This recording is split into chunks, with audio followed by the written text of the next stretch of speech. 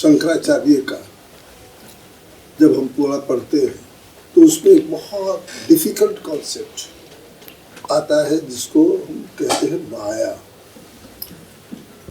और ये माया अपने आप में यही द्वैत और अद्वैत का एक तरीके से किसी न किसी रूप में अलग करने का या दोनों को डिवाइड करने का है। माया के कॉन्सेप्ट का मेरा अपना एक्सप्लेनेशन है, लेकिन मैं चाहूँगा कि आप कुछ माया का एक्सप्लेनेशन। माया कॉन्सेप्ट नहीं है, माया हमारी रोजमर्रा की हकीकत है।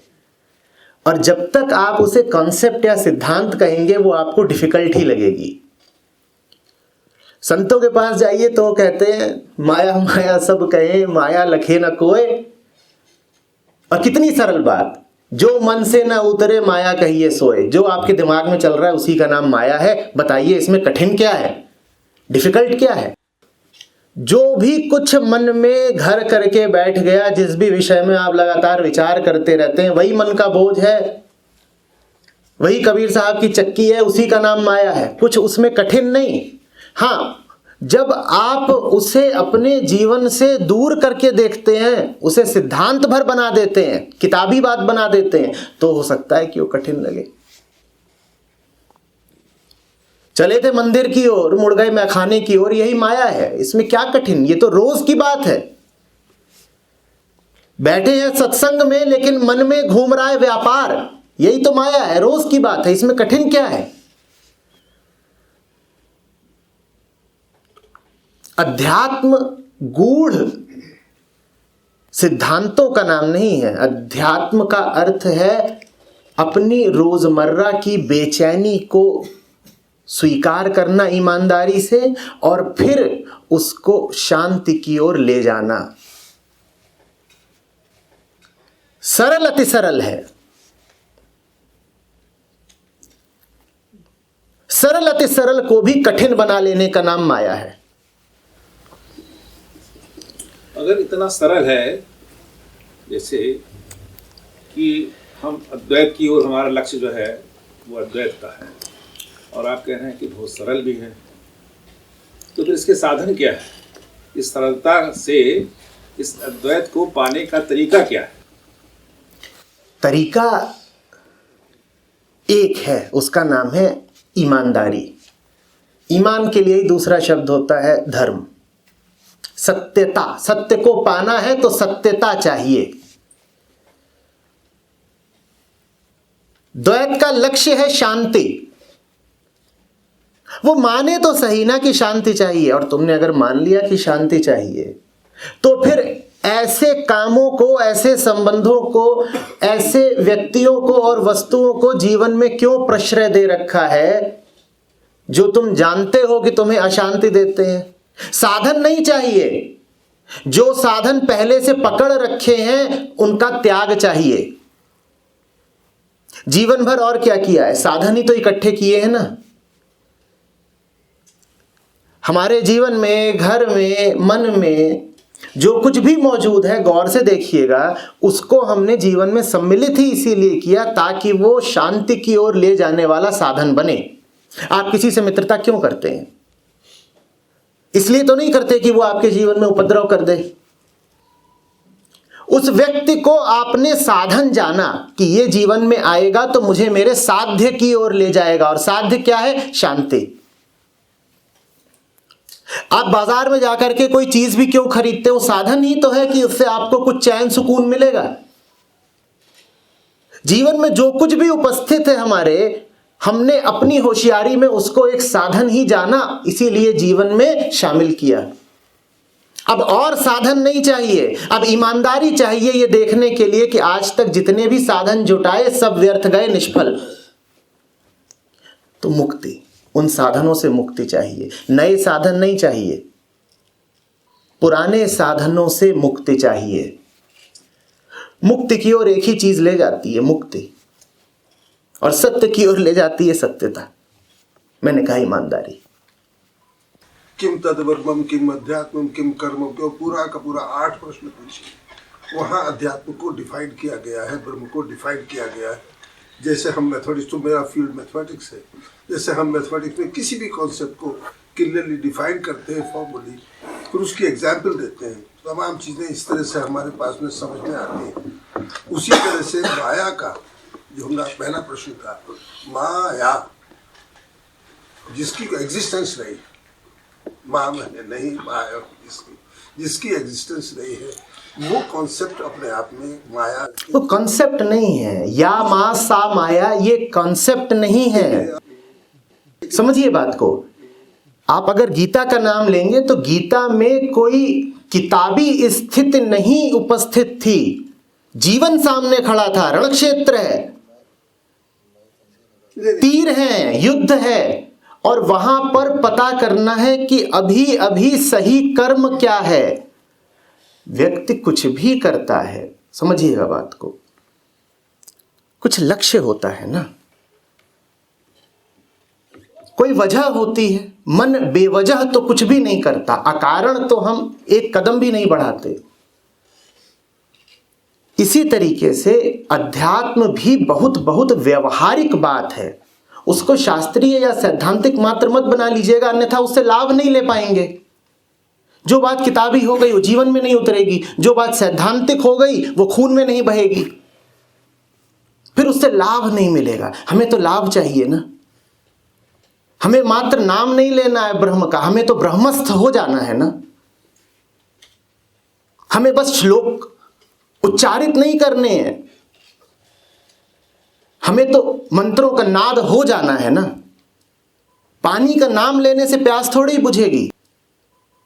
तो अध्यात्म इसलिए है ताकि मन की प्यास बुझे। ये जो लगातार बेचैनी बनी रहती है, ये जो मन में लगातार घर्षण उपद्रव चलता रहता है, ये मिटे, आदमी शांत हो जाए।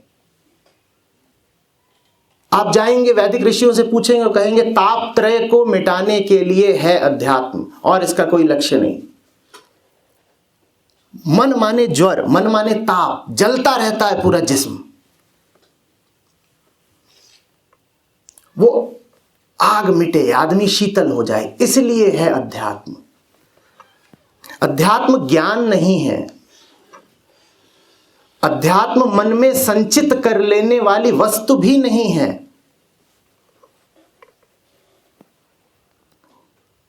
जब भी लोगों से मिलता हूं तो जो एक बात है जो समझानी बहुत आवश्यक हो जाती है, और जो एक बात है जो बहुत सरल होते हुए भी हमारे लिए जरा दूर की होती है, वो यही है। भारत हो चाहे विदेश हो, हमने शास्त्रों को भी साधारण ज्ञान की तरह ही ग्रहण किया। शास्त्रों का ज्ञान नहीं होता, अन्य विषयों का ज्ञान हो सकता है। आप इतिहास के ज्ञानी हो सकते हैं, आप जीव विज्ञान के ज्ञानी हो सकते हैं, आप गणित के ज्ञानी हो सकते हैं, आप साहित्य के ज्ञानी हो सकते हैं, आप अध्यात्म के ज्ञानी नहीं हो सकते। अध्यात्म तो पल पल की ईमानदारी का नाम है। आदमी को साधारण भौतिक लौकिक प्रेम भी हो जाता है किसी स्त्री से, किसी पुरुष से, तो फिर भीतर कुछ पल पल होता है ना लगातार। तो जब परमात्मा से प्रेम हो जाए तो बात क्या किताबी रह जाएगी ना, वो धड़कन में आएगी। उसका नाम अध्यात्म है। और अगर वो धड़कन में नहीं उतरी है तो बात बस जबानी है। फिर कोई अगर आपको ज्ञान इकट्ठा करके ज्ञानी कहलाना है, ज्ञानी हो जाना है, तो कह दीजिए कि माया सिद्धांत है।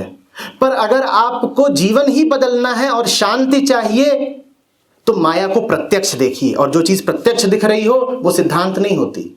जब तक माया प्रत्यक्ष नहीं दिखी, जब तक वो एक किताबी ज्ञात बात भर रह गई, तो फिर आप मुक्त हैं उसे सिद्धांत बोलने के लिए, पर उसे सिद्धांत बोल करके आप लाभ नहीं पाएंगे। प्रत्यक्ष तो है ही नहीं। जो चीज माया कहा ये है कि जो चीज नहीं है उसका प्रत्यक्ष कैसे? बिल्कुल है प्रत्यक्ष। अब समझिएगा सब लोग, आप जाते हैं कोई चीज खरीदने, ठीक है, कुछ खरीदने गए, ये खरीदने गए, बात प्रत्यक्षता की है। कोई भी वस्तु इंसान क्यों खरीदता है? आप हीरे जवाहरात खरीद रहे हो, आप गाड़ी खरीद रहे हो, या आप कोई साधारण सी चीज खरीद रहे हो, आप उसे क्यों खरीदते हैं? और भूलिएगा नहीं कि ये चीज प्रत्यक्ष है। आप किसी स्त्री पुरुष के प्रेम में क्यों पड़ते हैं? भूलिएगा नहीं, स्त्री पुरुष प्रत्यक्ष हैं, सामने खड़े हैं, क्योंकि आपको लगता है कि आपको उससे वो मिल जाएगा। फिल्मी गाने भी कहते हैं तुझ में रब दिखता है।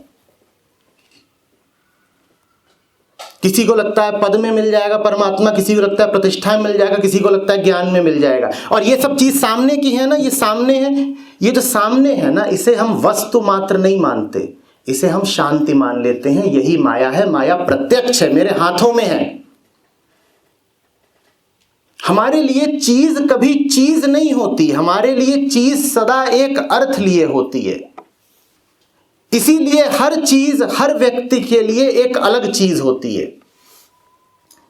आपका बेटा होगा, वो आपके लिए जो है आपके पड़ोसी के लिए वही नहीं होगा ना, क्योंकि बेटे में आप जो अर्थ देख रहे हैं वो आपका पड़ोसी नहीं देख रहा। बेटे में आप सुख, चैन, सुरक्षा, शांति देख रहे हैं, पड़ोसी नहीं देख रहा।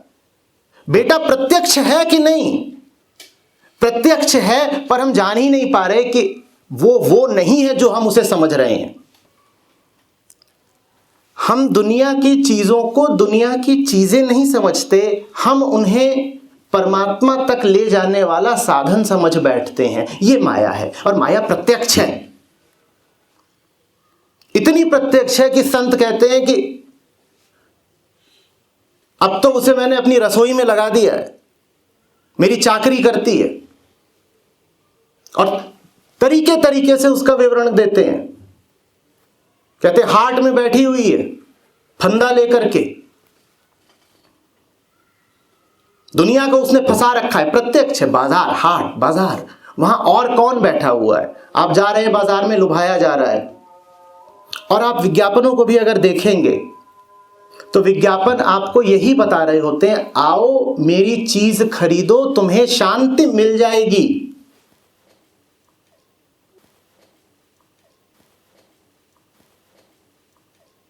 फ्लैट्स का निर्माण करने वाले एक डेवलपर की टैगलाइन है पीस ऑफ माइंड।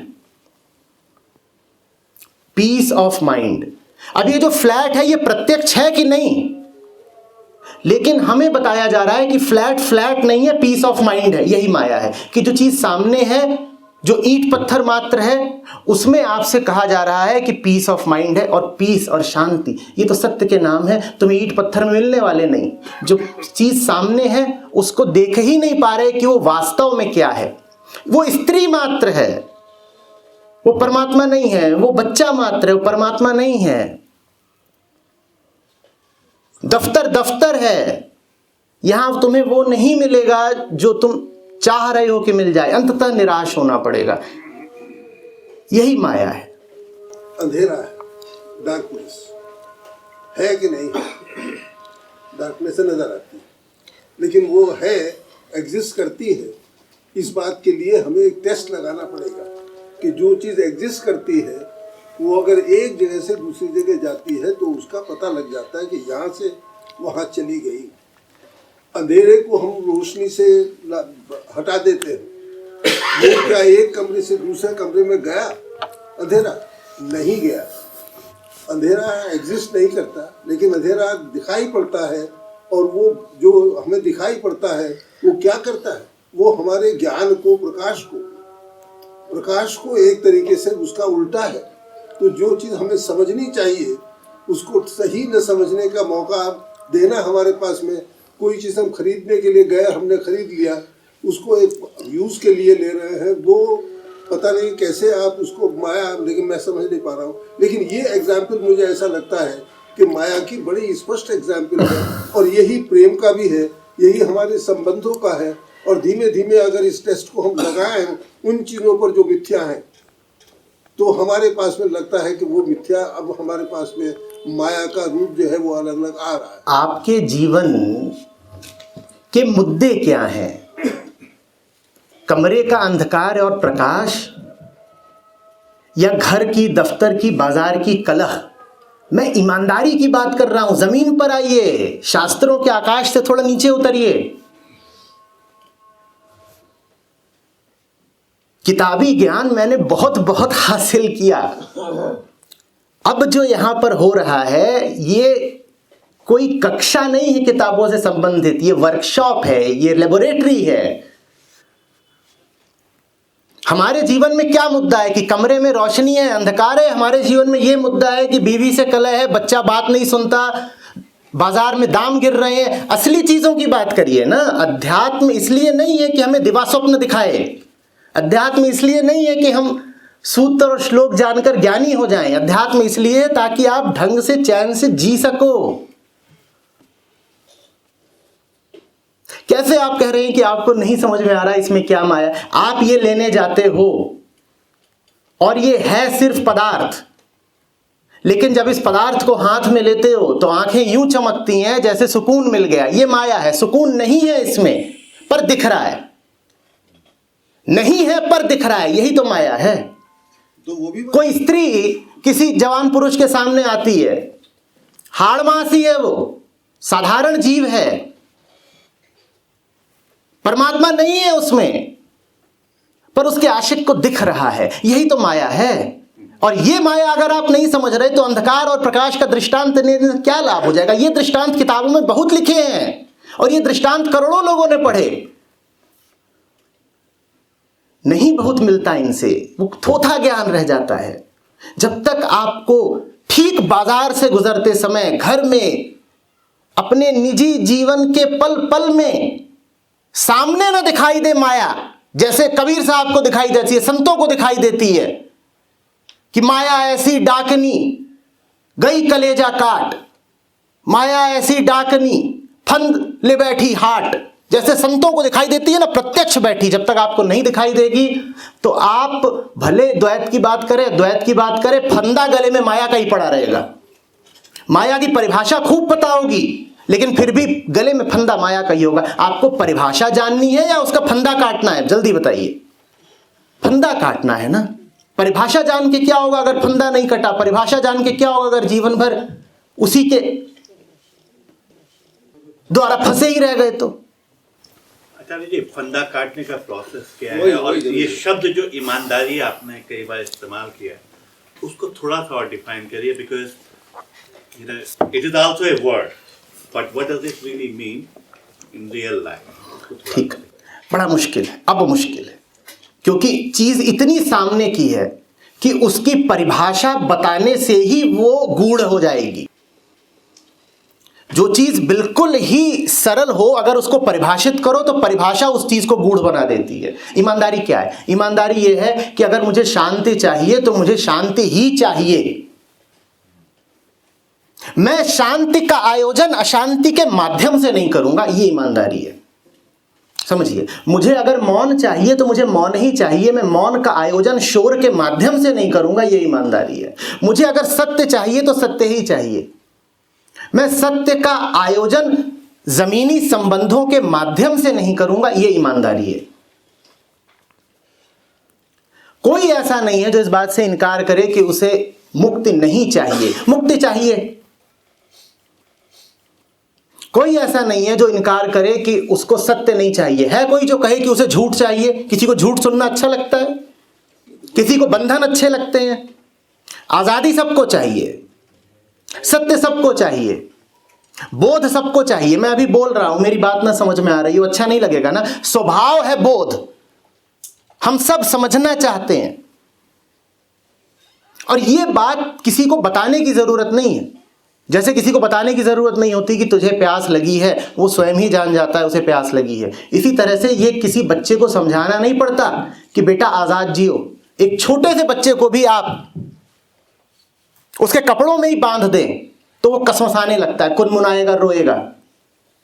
2 दिन के जीव को भी मुक्ति चाहिए, भले ही किसी रूप में चाहिए। जब मुक्ति चाहिए ही तो सीधे मुक्ति मांग लो, इसी का नाम ईमानदारी है। जब मुक्ति ही चाहिए तो मुक्ति क्यों नहीं मांग लेते?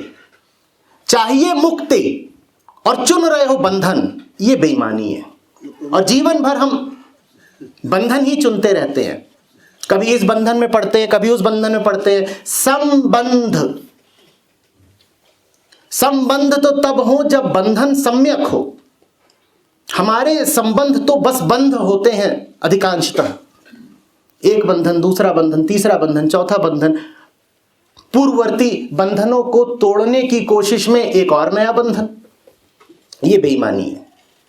चाहिए कुछ और चुन कुछ और रहे हो, इसी का नाम बेईमानी है। जो चाहिए उसको चुन लो, सीधी सीधी बात।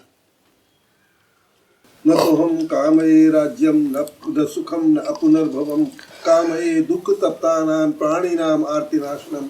उसमें अपुनर्भवम मुक्ति के लिए नहीं चाह। आपको मुक्ति चाहिए कि नहीं, अपनी बात करें। अध्यात्म आपके लिए है, उपनिषद के ऋषि के लिए नहीं है, ऋचाकार के लिए नहीं है। आपको चाहिए कि नहीं? और नहीं चाहिए तो फिर श्लोक उद्धृत करके क्या होगा? पूरे संसार में समझिएगा, कुछ बातें ऐसी होती हैं जो किसी को नहीं चाहिए। व्यक्ति 100 वर्ष का भी होता है तो भी उसे मृत्यु नहीं चाहिए, क्योंकि अमरता स्वभाव है।